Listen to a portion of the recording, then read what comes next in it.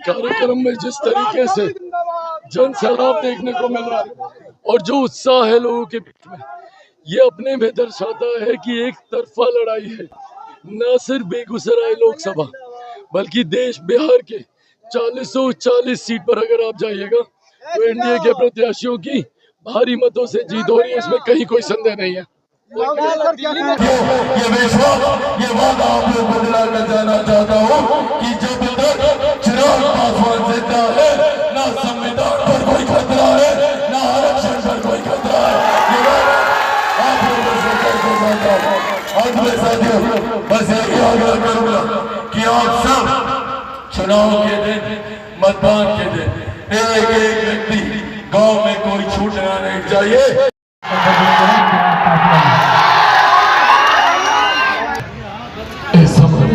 मौजूद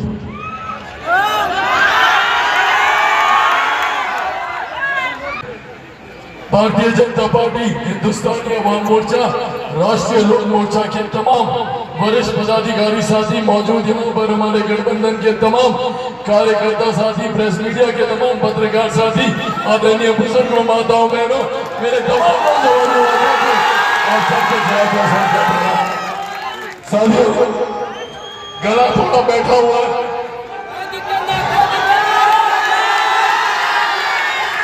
पर कम शब्दों में अपनी बातों को आप लोगों के बीच रखूंगा। आप सब जानते हैं कि देश में 2 चरण का मतदान हो चुका है और इस 2 चरण के मतदान के बाद जो रुझान सामने आ रहे हैं उसमें एक बात स्पष्ट है कि हमारे मौजूदा प्रधानमंत्री आदरणीय नरेंद्र मोदी जी तीसरी बार देश के प्रधानमंत्री बनने जा रहे हैं। इसमें कहीं कोई संदेह नहीं है, कोई शंका नहीं। ऐसे में हम लोगों की जिम्मेदारी और जवाबदेही और ज्यादा बढ़ जाती है जब ये बात तय है कि हमारे प्रधानमंत्री तीसरी बार प्रधानमंत्री बनने जा रहे हैं। तो ऐसे में यहाँ से जो हमारे सांसद चुनकर जाए, जो हमारा प्रतिनिधित्व कर, जो बेगूसराय लोकसभा के जो हमारे सांसद चिड़िया बरियारपुर का जो प्रतिनिधित्व करे, वो एक ऐसा व्यक्ति, ऐसा शख्स होना चाहिए हमारे प्रधानमंत्री के ठीक बगल में बैठकर आप लोगों की समस्या का समाधान करे, आप लोगों के कार्य करे। और ये कार्य बखूबी, बहुत खूबसूरती से मेरे आदर्श, मेरे नेता, मेरे अभिभावक आदरणीय गिरिराज सिंह जी लंबे समय से करते आ रहे हैं और ये श्रृंखला इसी तरीके से बरकरार रहनी चाहिए। यह आग्रह आज आप लोगों से करने आया हूँ। साथियों, एक तरफ हमारे प्रधानमंत्री जो 2047 तक भारत को एक विकसित देश बनाने के लक्ष्य के साथ चल रहे हैं, जिन्होंने भारत को विकसित देश बनाने के लिए भारत के जमीनी स्तर पर कार्य शुरू किया। आज से 1 दशक पहले हम में से कोई नहीं जानता था कि भारत की अर्थव्यवस्था कौन से पायदान पर है, पर आज हम लोग गर्व से कहते हैं कि दुनिया में भारत की अर्थव्यवस्था 5वें पायदान पर है। ये देश हमारे प्रधानमंत्री आदरणीय नरेंद्र मोदी जी की है। जो लोग ये सोचते हैं कि अर्थव्यवस्था अर्थशास्त्रियों से जुड़ा हुआ विषय है, उनको ये जानने की जरूरत है कि जब देश की अर्थव्यवस्था मजबूत होती है तो राज्य का राजस्व बढ़ता है। जब किसी राज्य का राजस्व बढ़ता है तो हम लोग का आर्थिक विकास होता है, और जब हम लोग का आर्थिक विकास होता है तो हर गरीब व्यक्ति के हाथ में ज्यादा कमाई आती है, प्रति व्यक्ति आय में इजाफा होता है। और यही कारण है कि पिछले 10 सालों में 25 करोड़ से ज्यादा लोग गरीबी रेखा से बाहर निकलकर मुख्य धारा के साथ जुड़ने का काम किया है। ये श्रेय हमारे प्रधानमंत्री आदरणीय नरेंद्र मोदी जी को जाता है। उन्होंने कहा देश की अर्थव्यवस्था को मजबूत किया तो वही हमारी माताओं बहनों के सम्मान की रक्षा करते हुए, सोचिए कितनी बड़ी बात है, एक छोटा सा शौचालय का निर्माण आज तक किसी नेता, किसी प्रधानमंत्री ने इस दिशा में सोचने की जरूरत तक नहीं समझी। संभवतः ये बहुत छोटी जरूरत है, पर पूछे हमारी माताओं बहनों से, उनके लिए ये कितनी बड़ी समस्या का समाधान हमारे प्रधानमंत्री जी ने किया। जहाँ एक तरफ शौचालय बनाए तो वहीं चौले का चूल्हा चौका जब जलाते थे तो उससे उनके स्वास्थ्य को जो हानि होती थी उसको ध्यान में रखते हुए उनके लिए उज्ज्वला योजना लेकर आए। जहाँ एक तरफ शौचालय का निर्माण, दूसरी तरफ उज्ज्वला योजना, तो वही कोई गरीब आर्थिक अभाव में इलाज से वंचित न रह जाए, इसके लिए आयुष्मान योजना लेकर आए।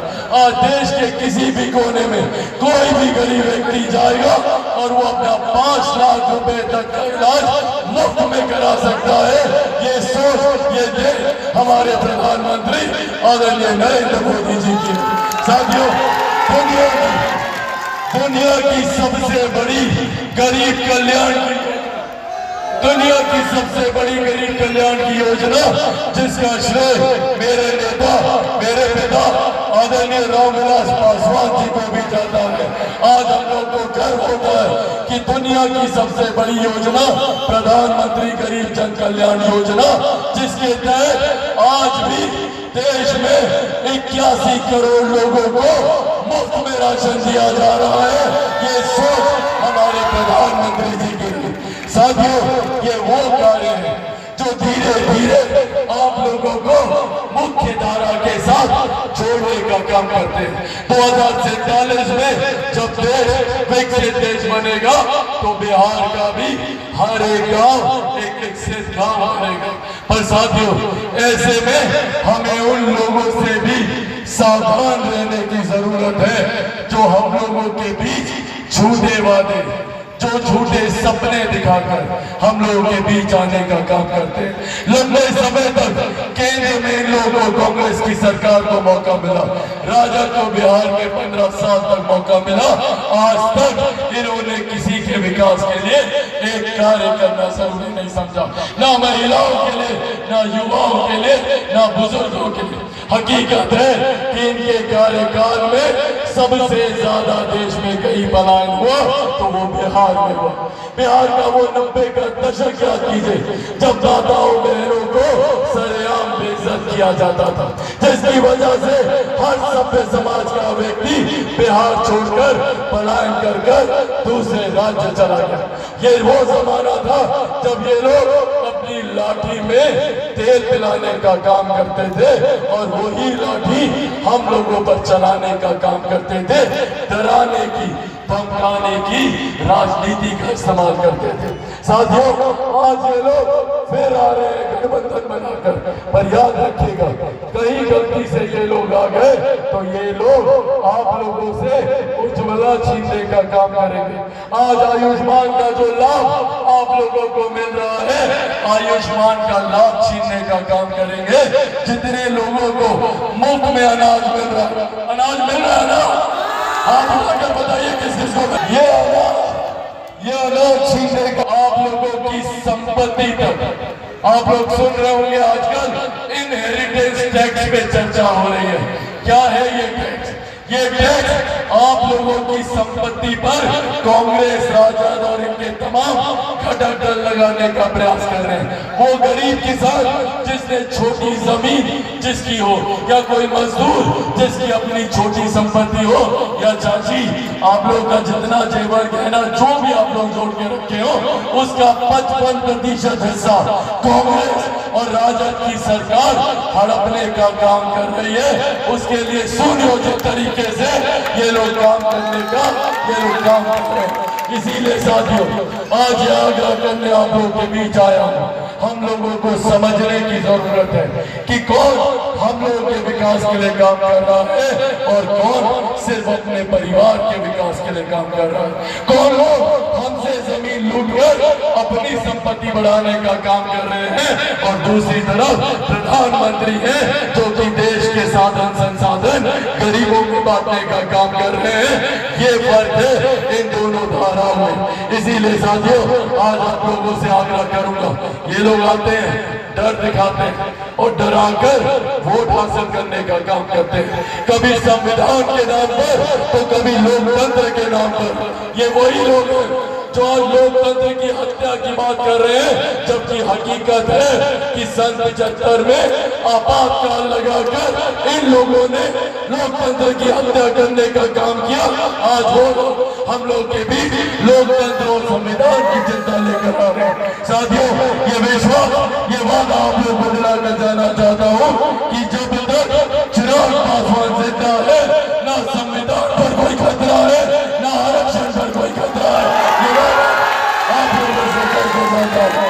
अंत में साथियों, बस यही आग्रह करूंगा कि आप सब चुनाव के दिन, मतदान के दिन एक एक व्यक्ति गांव में कोई छूटना नहीं चाहिए, सबको लेकर मतदान केंद्र जाना है।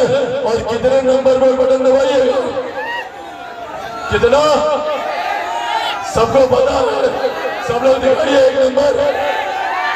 चाची एक नंबर पर कमल छाप पर बटन दबाकर आप लोग अपना आशीर्वाद दीजिएगा। तो एक बार दोनों हाथ उठाकर जोरदार ताली बजा